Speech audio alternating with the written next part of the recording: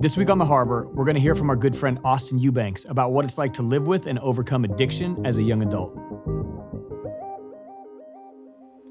My name's Austin Eubanks, and I'm the program director for the Foundry Treatment Center in Steamboat Springs, Colorado.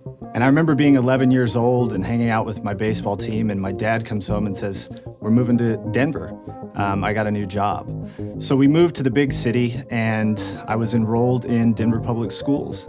And it was culture shock for me. I could not fit in. Nobody looked like me. Nobody talked like me. Nobody liked the things that I liked. Going into high school, my parents decided that they would allow me to go out of district to find a new environment, to find a safer environment. So we started touring schools, and eventually we settled on Columbine High School. All of a sudden, things started to feel better. I was able to find a friend group where they had common interests, and I met Corey. Almost immediately, Corey and I became best friends. All of a sudden, I had this person who was literally a mirror of myself. We had the same interests. We enjoyed doing the same things. We fished, we played golf, and we became inseparable. And April 20th, 1999, Corey and I were together. We were going to meet friends to go out to lunch, and we walked into the library. And Corey was the first person to say, "It sounds like gunshots." And 5 minutes later, the teacher runs into the library and screams, "Everybody get under the tables." We didn't know what to do. It was immediate shock. What's going on? Is this a joke? This can't be happening. I remember Corey saying, "Don't worry, the cops will come. We'll get through this." 11 minutes later, Corey was dead. He was shot multiple times, and I was hit twice as well.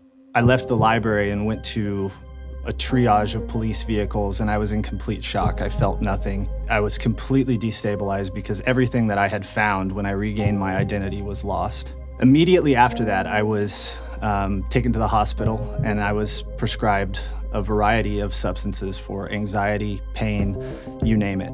And all I knew was that a lot of educated people were prescribing me substances to make me feel better, and it was working.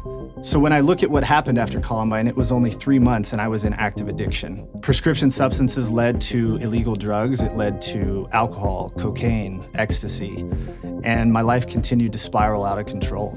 I was never able to gain traction because everything revolved around substances. I had to wake up and use substances. I had to have them every day to be able to function. So my life was turmoil. In 2006, I was strongly encouraged by everybody in my life to go to treatment, and I said, "You know what, fine, I'll go." I didn't want to, but I did it. And that was the first moment in my life where I was sitting in a room listening to people talk about addiction, and I said, "You know what? These stories sound really familiar." I remember hearing those stories, and it sparked something in me where I said, "You know what? I don't think the behaviors that I have around substances are healthy." Unfortunately, 2006 wasn't the end for me. I left treatment and I went back to using. Finally, in 2011, I woke up in jail and I had no idea how I got there. I was in withdrawal, and I had no recollection of the day prior. I was completely blacked out. The police report said I passed out at a restaurant and the paramedics were called, and I had a warrant for a probation violation. And I remember thinking that day, if I don't figure this out, I'm gonna die. So I found another treatment center. I followed instructions. I put one foot in front of the other, and I moved on. I found myself processing grief and trauma that I had experienced at age 17 at age 29 because I was finally free of substances and I could effectively go through the stages of grief. I was able to resolve that trauma and get to a place where I could have a healthy foundation for living, moving forward. 18 months later, I got my first job in addiction treatment, and I've been working in the industry ever since. I really look at the youth population, and I think when you look at addiction, it can be split into two different parts. Addiction is either a result of peer influence or life circumstance. And that life circumstance can be parental influence, it can be trauma, it can be so many different things. Or you fall into a peer group where everybody's using substances, and all of a sudden you're using substances as well. The most important part to changing both of those aspects is the support that you have around you. So if you have a peer group that's using substances, be the leader in that group that's going to change. And if they're not willing to fall in line behind that change, find another peer group that is.